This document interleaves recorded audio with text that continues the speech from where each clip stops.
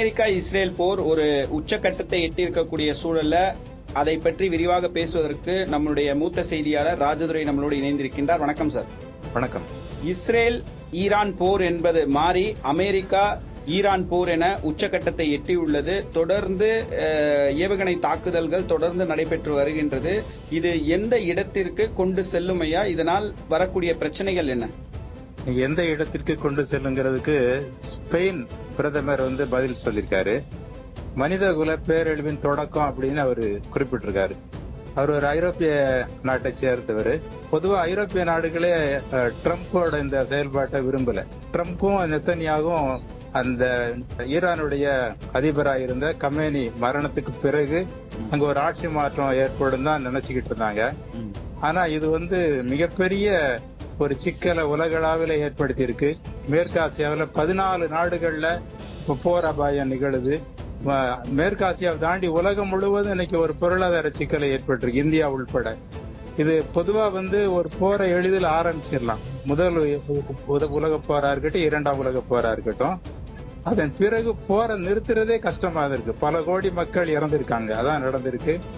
Trump ஒரு தன்னை Superman நினைச்சுக்கிட்டு இதுல இறங்கி இப்ப ரொம்ப சிக்கல்ல தான் அந்த சிக்கலை நோக்கி இந்த பிரச்சனை போய்கிட்டு இருக்கு. அமெரிக்கா தொடர்ந்து இந்த ஈரானுடைய ட்ரோன் தாக்குதல் மற்றும் ஏவுகணை தாக்குதலுக்கு தொடர்ந்து பதிலடி கொடுக்கப்படும். நாங்கள் அதை தடுக்கிறதுக்கான எல்லா விதமான ஆயுதங்களும் எங்களிடமும் இருக்கின்றது. அதை நாங்கள் எதிர்கொள்வோம் என அறைகோல் விடுத்திருக்கின்றார். அதை எப்படி பாக்குறீங்க? இல்ல, பொதுவா போர்ல ஈடுபடுறவங்க இந்த அறைகோல் விடுறது வழக்கம் தான். ஆனா இது இப்ப ஏற்கனவே அமெரிக்கா நினைச்சதெல்லாம் சாதிக்க முடியல. ஏற்கனவே வியட்நாம்ல போய் கைய சுட்டுக்கிட்டாங்க. பெருத்த நஷ்டத்தை, அவமானத்தை தாங்கிக்கிட்டு வெளியே வந்தாங்க. இப்ப இந்த ஈரானும் ஏற்கனவே நம்மளுக்கு ஞாபகம் இருக்கும், ஈரான் போர். ஈராக்ல சதாம் ஹுசேன் இருக்கும்போது ஈரானை எளிதில பணிய வச்சிடலான்னு போர் தொடுத்து அது நீண்ட காலம் எழுச்சி ஐநா மருந்தால கூட போரை நிறுத்த முடியல. ரெண்டுக்குமே வெற்றி தோல்வி கிடைக்கல. ஈரானுடைய வரலாறு நம்ம பார்த்தா அப்படிதான் இருக்கும். ஏன்னா அவங்க ரொம்ப இஸ்ரேல் தாக்குதல் நடக்கும் போதும் உலகமே வியந்தது. இன்னைக்கு ஈரான் மீது இஸ்ரேலும் அமெரிக்காவும் சேர்ந்து கூட்டு நடத்துறது உலக நாடுகளுக்கு பிடிக்கல. அது ட்ரம்ப் தாமதமா உணர்ந்துகிட்டாரு. நேட்டோ நாடு கூட தனக்கு சப்போர்ட்டா உடனடியா வரும்னு எதிர்பார்த்து காத்திருந்தாரு. ஆனா வரல.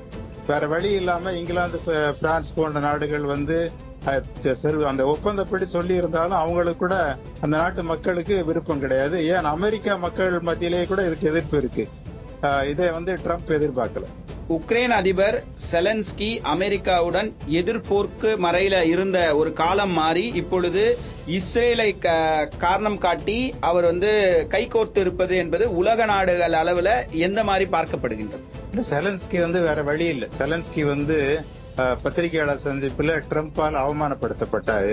செலன்ஸ்கிக்கு நம்ம ரஷ்ய அதிபர் புத்தினுக்கு இருக்கிற பிரச்சனையில அமெரிக்கா உதவியோட தான் உக்ரைன் போரிட்டுக்கிட்டு இருந்தது. ட்ரம்ப் வரும்போது அந்த நிலையை எடுத்த உடனே அவர் ரொம்ப பரிதாப சூழ்நிலைக்கு ஆளானாரு. நம்ம எல்லாம் பார்த்தோம். அதை பத்திரிகையாளர் சந்திப்பிலே அவர் அவமானப்படுத்தினாரு. இப்போ இந்த இப்போ அமெரிக்கா போன்ற ஒரு வலுவான நாடு தனக்கு பக்கபலமா இருக்கணும் அப்படின்னு செலன்ஸ்கி விரும்பி இந்த ஸ்டாண்ட் எடுத்திருக்காரு. ஆனா செலன்ஸ்கி தான் மக்களுக்கு செய்யற மிகப்பெரிய துரோகம் இது. ஏன்னா ஏற்கனவே உக்ரைன் கடுமையா பாதிக்கப்பட்டிருக்கு. இது புத்தினும் ஒரு காரணம். அங்க ஒரு போர் நடந்துகிட்டு இருக்கு, அங்க பாதிப்பாதியா இருக்கு. அதை தான் திருத்திக்கிறதுக்கு வழியை தேடாம அவர் இந்த முடிவு எடுத்துக்கிறது ரொம்ப தப்பான செயல். அமெரிக்கா டூமிஸ்டோ என்ற ஒரு ஏவுகணைய ஒரு சோதனை ஓட்டம் நடத்தி இருக்கு. இது மிகப்பெரிய ஏவுகணைகளை சுமந்து சென்று இலக்கை சரியாக தாக்கக்கூடிய, கண்டம் விட்டு கண்டம் தாவி தாக்கக்கூடிய அளவிற்கு ஒரு சக்தி வாய்ந்த ஒரு ஏவுகணை சோதனை ஓட்டம் நடத்தி உலக மக்களுக்கு என்ன சொல்ல விரும்புறாரு ட்ரம்ப்? உலக மக்களுக்கு அவர் என்ன சொல்ல விரும்புறாருனாலும் அவர் சொல்ல விரும்புறது தப்பு தான். அதாவது இப்ப முன்னாள் பிரிட்டிஷ் பிரதமர் மார்கரெட் தாட்சர் ஒரு கருத்து சொன்னாங்க, இனி 3ஆம் உலக போர் வராது, அப்படி வந்ததுன்னா உலகம் இருக்காதுன்னாங்க. அதுதான் உண்மை. இன்னைக்கு நிறைய வல்லரசு நாடுகள் பல நூறு உலகத்தை அழிக்கிற அளவு ஆயுதங்களை வெளியில வச்சுக்கிட்டு இருக்காங்க.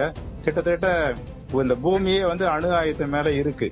அப்படி இருக்கும்போது இவர் தான் வலிமையை காட்டுறதுக்காக அப்படின்னா அவர் தன்னைத்தானே ஏமாத்திக்கிறான்னு தான் அர்த்தம். ஆனா உலக நாடுகள் எல்லாம் எல்லாரும் ஏமாறதுக்கு தயாராகல. அவரு தன்னை திருத்திக்கணும். தன்னை திருத்தலாட்டி அவரு உள்நாட்டிலே அவர் எதிர்ப்பு வரும்னு இப்ப பரவலா அங்கே அமெரிக்காவிலேயே அவருக்கு எதிர்ப்பு வந்துகிட்டு இருக்குது. ஈரான்ல போரை வழியை கொண்டு போய் போரை திணிச்சதுக்காக. அதனால அதன் விளைவை அவர் விரைவில் தன் நிலையை மாத்திக்கிட்டு இந்த போரை முடிவு கொண்டு வரட்டி அதனுடைய விளைவை விரைவில் ட்ரம்ப் சந்திப்பார். உக்ரைன் அதிபர் செலன்ஸ்கி கிட்ட ட்ரம்ப் உதவி கேட்டிருப்பது இந்த ட்ரோன்களை எளிமையான ட்ரோன், அதாவது ஈரான் அனுப்பக்கூடிய ஒரு 45 to 50 லட்சம் ரூபாய் மதிப்பிலான ட்ரோனை அளிப்பதற்கு பல கோடி ரூபாய் செலவு செய்து ஏவுகணை ஏவ வேண்டிய ஒரு சூழல்ல பொருளாதார ஒரு நெருக்கடி வரும் என்ற ட்ரம்ப் இப்பொழுது செலன்ஸ்கியோடு கைகோர்த்து இருக்கின்றார். அதற்கு அவரும் உதவி செய்வதாக கூறப்பட்டிருப்பது உலக நாடுகள் வகையில எப்படி பார்க்கப்படும்?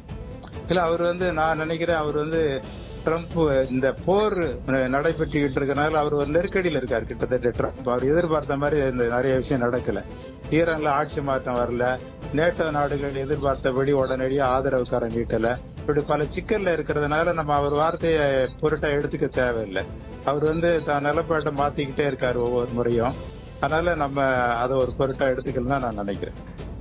அமெரிக்கால தொடர்ந்து ட்ரம்புக்கு கடுமையான ஈரான் போருக்கான எதிர்ப்புகள் கிளம்பி இருக்கு. அங்கு இந்த மாதிரியான புரட்சி விஷயங்கள்ல அங்க மக்கள் போராட்டங்கள் ஆர்ப்பாட்டங்கள் ஈடுபட்டக்கூடிய வரக்கூடிய சூழல்ல அங்கு வேறு விதமான ஒரு புரட்சி வெடிப்பதற்கு அமெரிக்கால வாய்ப்புகள் இருக்கா? அமெரிக்கால ஏற்கனவே இவருக்கு எதிர்ப்பு இருக்குது. ஏற்கனவே சுப்ரீம் கோர்ட் இவருடைய பொருளாதார சம்பந்தமா இவர் எடுத்த முடிவுகளுக்கு தடை விதிச்சது. இவரை எதிர்த்து தேர்தலில் போட்டியிட்ட அந்த நாட்டு கமலா ஹாரிஸ் கடுமையா ஈரான் மீது அமெரிக்கா போரில் ஈடுபடுறது கடுமையா கண்டனம் தெரிவிச்சாங்க.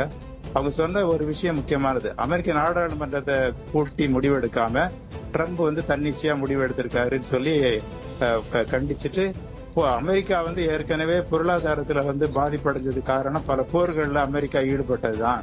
அதனால நான் அந்த போர்கள் எல்லாம் நிறுத்திட்டு அமெரிக்கா போர் இல்லாத ஒரு சூழலை உருவாக்குன்னு சொல்லி புதிய போரை உருவாக்கி இப்படி பிரச்சனை பண்ணிருக்காருன்னா அந்த அம்மா கண்டிச்சிருக்காங்க. இப்படி அமெரிக்காவிலே பல எதிர்ப்புகள் அவருக்காக கிளம்பி இருக்கு. அதன் விளைவுகள் நம்மளுக்கு கூடிய விரைவில் தெரியும். இப்போ கச்சா எண்ணெயின் விலை கணிசமாக உயரும் என கூறப்படுகின்றது. இந்தியாவில் கூட பெட்ரோல் டீசல் விலை மிக அதிகமாக உயரக்கூடிய ஒரு சூழல் போயிட்டு இருக்கு. உலக நாடுகள் அளவிலையும் ஈரான்ல இருந்து தான் அந்த கச்சா எண்ணெய் கடப்பதற்கான ஒரு பாதையை மூடப்பட்டிருக்கின்றது. இது எந்த விதமான தாக்கத்தை உலக அளவில் ஏற்படுத்தும்? உலக அளவில் ஏற்கனவே தாக்கத்தை ஏற்படுத்தியிருக்கு. இப்போ ரஷ்யா கூட நம்மளுக்கு அதுக்காக இந்த கச்சா எண்ணெய்க்காக எண்ணெய் தரேன்ற சொல்லும் போது ஏற்கனவே அமெரிக்கா இதுக்கு கடுமையாக எதிர்ப்பு தெரிவிச்சது. இப்ப அதை அந்த நிபந்தனையை தளர்த்திருக்காங்க, நீங்க ரஷ்யா கிட்ட இருந்து வாங்கிக்கிடுங்க அப்படின்ற மாதிரி சொல்றாங்க. ஏன்னா இது அவருக்கு ஏற்பட்டிருக்க நிர்பந்தத்தை காட்டுது. இப்ப உலகளாவில இந்த பொருளாதார பிரச்சனை வரும்போது இன்னும் ட்ரம்ப்புக்கு நெருக்கடி அதிகமாக தான் ஆகும். இது காலப்போக்கில் நான் நினைக்கிறேன் கூடிய சீக்கிரம் ட்ரம்ப் தம் முடிவை மாத்திக்கிடாட்டி கடுமையான சிக்கல் அவருக்கு உள்நாட்டிலேயே ஒரு நிர்பந்தத்துக்கு ஆளாக வேண்டிய சூழ்நிலை வரும் நினைக்கிறேன்.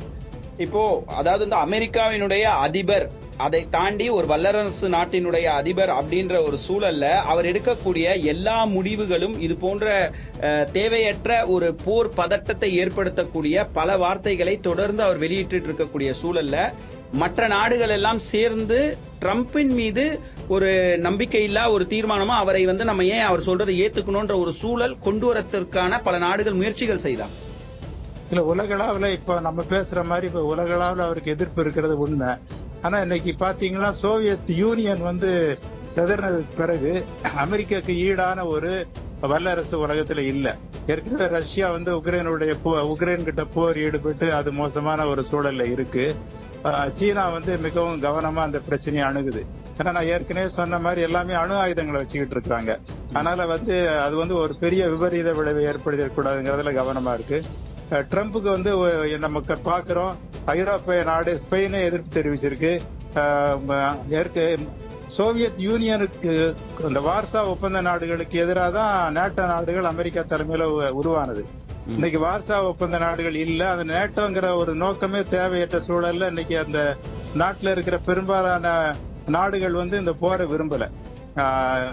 ட்ரம்ப் ஒரு பொதுவா இப்ப இந்தியா பாகிஸ்தான்ல இருக்கிற ஒரு பிரச்சனை நடக்கும் போது இந்தியா நடவடிக்கை எடுக்கும் போது கூட இந்தியா பாகிஸ்தான் சூழல் போர் வராம நான் தான் தடுத்தேன்னு பலமுறை தொடர்ந்து சொல்லிக்கிட்டே வந்தார் அவரு. எனக்கு அமைதிக்கான நோபல் பரிசு வேணும்னு இவரே வலுக்கட்டாயமா கேட்டு அது சம்பந்தமா நிறைய ஒரு அதாவது கேலி செய்யற அளவுக்கு அவர் பொருளாயிட்டாரு. அந்த மாதிரி சூழல்ல தான் அவர் ஒவ்வொரு பிரச்சனையும் தலையிட்டு ஒரு எனக்கு என்ன ஒரு இதுனா ஒரு அமெரிக்காங்கிறது உலகளவில் ஒரு வல்லரசு நாடு, மக்கள் பெரும்பாலும் படிச்சவங்க, இப்படிப்பட்ட ஒரு ஆளுமையை எப்படி தேர்ந்தெடுக்காங்கிறது இருக்காங்கன்ற வியப்பா இருக்கு. ஏன்னா இன்னைக்கு அவர் வரும்போதே அமெரிக்க நலனை மையமா வச்சுதான் ஒவ்வொரு பிரச்சனையும் அணுகிட்டு வந்தார். அது தப்பு இல்லை. ஆனா உலகம் நல்லா இருந்தாதான் அமெரிக்கா நல்லா இருக்க முடியும். உலகம் எப்படி எக்கேடு கட்டினா போய் உலக நாடுகள் நாசமா போனால் நம்ம நல்லா இருக்கணும்னு நினைச்சாருன்னா அது எப்படி சாத்தியமாகும்? ஏன்னா ஐநா மன்றத்தையும் பலவீனமாக்கிட்டாரு. ஒவ்வொரு உலக நன்மைக்காக இருக்கிற சர்வதேச அமைப்புகளை அவர் ஊனப்படுத்திக்கிட்டே வர்றதை நம்ம பாக்குறோம். அதனால அவர் போக்கு ஒவ்வொன்றுமே சரியில்லை. அவர் போக்குக்கு அமெரிக்காவிலே எதிர்ப்பு வரும்னு நான் நினைக்கிறேன். ஈரானுடைய ஒரு உச்சக்கட்ட போர் பதட்டத்துல பாத்தீங்கன்னா அமெரிக்கா இந்தியாவிற்கு அருகாமையில் இருக்கக்கூடிய இலங்கையில ஈரானுடைய போர்க்கப்பலை தாக்கியிருப்பதாக தகவல் இருக்கு. இதனால இந்தியாவிற்கு வேற ஏதும் பதற்றமான சூழல் வருவதற்கு வாய்ப்புகள் இருக்கா? அதற்கு இந்தியா எந்த மாதிரியான நடவடிக்கை எடுத்திருக்கு? அது ரொம்ப இன்னைக்கு எல்லாருமே கண்டிக்கிற விஷயம். அது விசாகப்பட்டினத்துல நடந்த சர்வதேச நாடுகளுடைய கப்பல்கள் ஒரு நிகழ்ச்சி செஞ்சுட்டு தாய்நாட்டுக்கு திரும்பி போறாங்க. அந்த வீரர்கள் நம்ம இந்தியாவில விசாகப்பட்டினத்துல ஈரான் வீரர்கள் எல்லா மக்களோடையும் கலந்து செல்ஃபி எல்லாம் எடுத்துட்டு போய்கிட்டு இருக்காங்க. தெற்கு இலங்கையில அந்த போர்க்கப்பல் போகும்போது அமைதியா அமெரிக்கா கப்பல் ஏவுகணை வீசி அதை மூழ்கடிச்சிருக்கு. கிட்டத்தட்ட 85 மாலுமிகள், ஈரானிய மாலுமிகள் கொல்லப்பட்டிருக்காங்க. 30க்கும் மேற்பட்ட படுகாயங்களோட இலங்கை கடற்படையால காப்பாற்றப்பட்டு மருத்துவமனையில இருக்காங்க. இது எவ்வளவு பெரிய அயோக்கிய அட்டூழியத்தனம் நீங்க பாருங்க. இன்னைக்கு ஆனா உலக நாடுகள் ஒரு பொதுவா இதை கண்டிக்கணும். ஏன்னா இது தொடர்ந்து இத மாதிரி உலக பொருள் தான் இத மாதிரி எல்லாம் நம்ம பார்த்திருக்கிறோம். எங்கேயோ மேற்காசிய போர் எப்படி பரவுது பார்த்தீங்களா? அதனால போர் மட்டும் ரொம்ப அபாயகரமானது, ஆபத்தானது. அது நம்ம கையை விட்டு போகும்போது நாளைக்கு நம்மளுக்கே இதா வரும். இது இந்தியா அருகில நம்மளுக்கு இந்து கடல்ல நடந்திருக்கு. இந்தியா இது சாதாரணமா எடுத்துக்கிட கூடாது. ஏற்கனவே நம்மளுடைய பிரதமர் கடுமையா விமர்சனத்துக்கு ஆளாயிருக்காரு. ஏன்னா இஸ்ரேல் ஒரு கிட்டத்தட்ட 50,000-60,000 பேரை கொண்டு ஒரு மனித உரிமை மீறலுக்கு ஆளாகி சர்வதேச நீதிமன்றத்தால் உள்ள நாடு. அதுக்கு பல நாடுகள் அவர் கைது செய்யப்படலான்னு சூழ்நிலை இருக்கு நெத்தன்யாகு. அப்படிப்பட்ட நாட்டுக்கு மோடி பயணம் செய்து, நம்ம பிரதமர் பயணம் செய்து விமர்சனத்துக்கு உள்ளானது. அதனால நம்மளுடைய இந்தியா இந்த பிரச்சனையில அமெரிக்காவுக்கு, இஸ்ரேலுக்கு எதிர்ப்பு தெரிவிக்கணும். இது இந்தியா நலன் மட்டும் இல்ல, உலக நாடுகள் மனித குலத்துக்கு சம்பந்தப்பட்ட விஷயம். அதனால உலக நாடுகள் இதை பாரபட்சம் காட்டாம அமெரிக்காவுக்கும் இஸ்ரேலுக்கு எதிராக கருத்துக்களை தெரிவிக்கணும்னு நான் விரும்புறேன். நன்றி ஐயா, பல தகவல் கொடுத்ததுக்கு மனமார்ந்த நன்றி. நன்றி.